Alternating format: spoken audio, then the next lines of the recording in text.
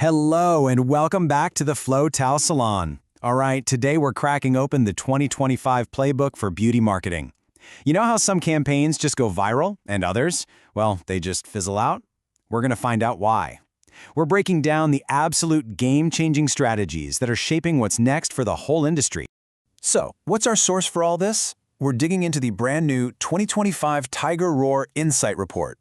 Now, if you haven't heard of them, the Tiger Roar Awards are basically the Oscars for marketing.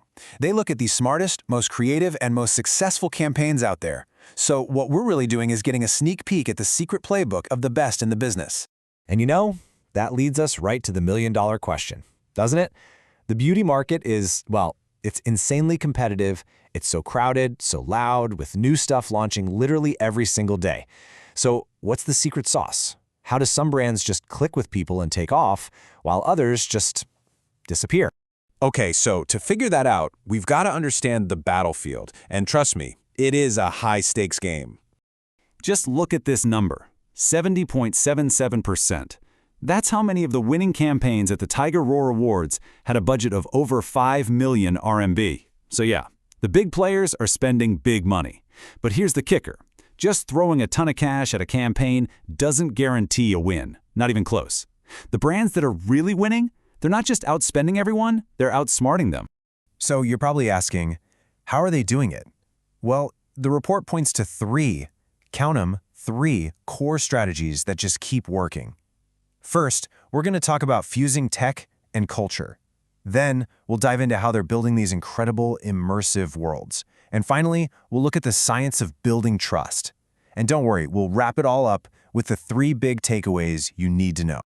All right, let's jump into strategy number 1, fusing tech and culture. Seriously, this is where things get really cool. It's like the past meeting the future, and when it's done right, wow, it's powerful. I mean, just think about how things have changed. The old way, it was simple, right? Just pay a celebrity to hold your product in a picture. But let's be honest, we're all kind of over that. The winning brands today are playing a totally different game. They're using mind-blowing tools like AI to bring their brand's history back to life and tell these rich, cultural stories that actually connect with people on a deeper level. Okay, here is a perfect example. Sassoon. For their 70th anniversary, they could have just run some old black and white ads. Boring. Instead, they teamed up with Baidu and used AI to create a digital version of their founder, the legend himself, Vidal Sassoon. And get this, he actually showed up at their art exhibit and gave the opening speech. It was literally like a ghost in the machine, bridging their iconic past with a super innovative future. How cool is that? And did it work? Oh yeah. The result was an absolutely mind-boggling 3.3 billion media exposures. See, this wasn't just an ad campaign. It was a full-blown cultural moment. Everyone was talking about it. It just goes to show, when you mix technology and heritage the right way, the impact isn't just big, it's gigantic. And it's not just about bringing people back from the dead with AI. This whole old meets new thing can work in other ways. Look at the brand Yilian. What they did was brilliant. They took the modern biotech in their products and wove it together with the story of thousand-year-old Song Dynasty lotus culture. I mean, the narrative they created was just beautiful. It wasn't just about skincare anymore. It was about history, art, and cutting-edge science all in one. Okay, that perfectly leads us into strategy number 2, building immersive worlds. The big idea here? Stop making ads. Start creating universes that people can step into. This is all about the experience economy, right? We all know people care way more about doing things than just owning things these days. So the challenge for every brand out there is, how do you do that? How do you make someone feel like they're not just buying a lipstick, but they're actually joining a club or entering a whole new world? How do you create that feeling of, I'm really here? Well, one really powerful way is to get physical, in the real world. Check out this collab between the beauty brand Fresh and the coffee shop M Stand. They didn't just put a logo on a cup, they created this amazing multi-sensory pop-up that mixed the smells and feels of skincare with coffee culture. You could touch it, smell it, taste it, and of course, post about it. It makes the brand a real part of your life, not just something you see on your phone. And then you've got a brand like Codemint. They took this idea and just ran with it. They partnered up with huge IPs, intellectual properties, like Disney's Marie Cat and The Little Mermaid. But again, they didn't just put a cute cat on the packaging. No way. They built entire worlds around these characters.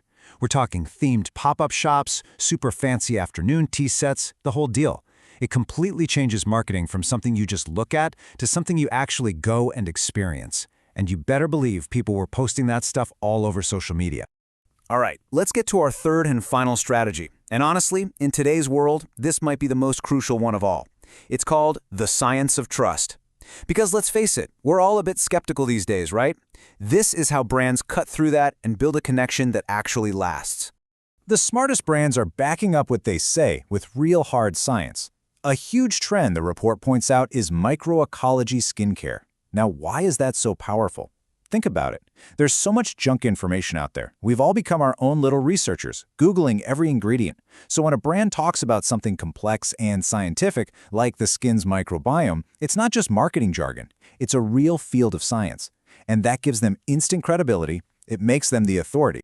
And if you want a masterclass in this, look no further than Dr. Alva. They didn't just make commercials saying, hey, we're scientific. No, they went out and became the actual leaders in the science.